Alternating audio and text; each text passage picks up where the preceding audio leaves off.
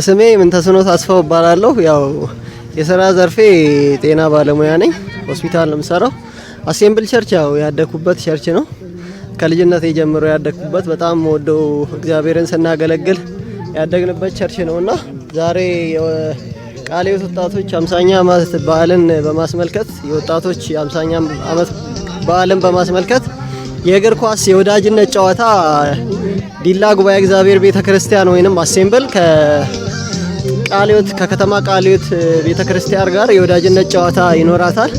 በዚህ ላይ መሳተፋችን አንደኛ ያው ወዳጅነታችንን ለማጠንከርና በእግዚአብሔር ቤት ያለንም የእግዚአብሔርን ቃል በማወቅ እድገት ከፍ ብለን እንድንገኝ እየተማማርን እየተዋደድን ፍቅራችንን ያው አብኔን እንደወደደኝ እርስ በርሳችሁ ተዋደዱ እንደሚለው ኢየሱስ ክርስቶስ እኛም እርስ በርስ ለመዋደድ ያንን መሰረት አድርገን የምንጫወተው ጨዋታ ነውና የሚሆነው ያው በፍቅር ነው የምንጫወተው።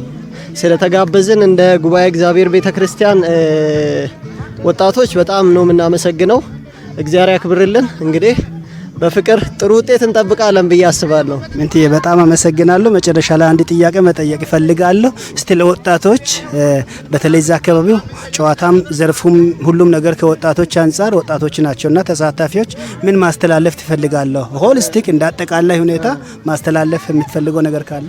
አዎ እንደ ወጣቶች እኔ ማስተላለፍ የምፈልገው ሁላችንም ያው በእግዚአብሔር ቤት ውስጥ ያደግን ወጣቶች እንደመሆናችን ያው ከአገልግሎቱም በተጨማሪ በዋናነት እግዚአብሔርን መንግስት መፈለግ ነው። ትልቁ ታርጌቱ የእግዚአብሔርን መንግስት መፈለግ ነው። በዛ ውስጥ ማደግ ነው። ከዛ በተጨማሪ ደግሞ ወጣቶች ያው ካልባሌ ቦታ ራሳቸውን ጠብቀው እግዚአብሔር በሁሉ ነገር እንደሚመለከው በጉልበታቸውም በእውቀታቸውም በትምህርታቸው ላይም በሚሰሩት የሥራ መስክም በደንብ ጠንካራ ሆነው ጥሩ ውጤት በማስመዝገብ የእግዚአብሔርንም የአምላካቸውን ስም የሚያስመሰግኑ ወጣቶች እንዲሆኑ ይሄንን ጥሪ ለሁሉም ወጣት በእግዚአብሔር ፍቅር አሳስባለሁ። እግዚአብሔር ያክብርልኝ፣ በርቱልኝ፣ ፍቅራችሁ በዚሁ ይጽና ብዬ እግዚአብሔር አምላክ ይባርክ። ምንተ መልካም ጨዋታ ጊዜ ይሁንልን። ተባረኩልን።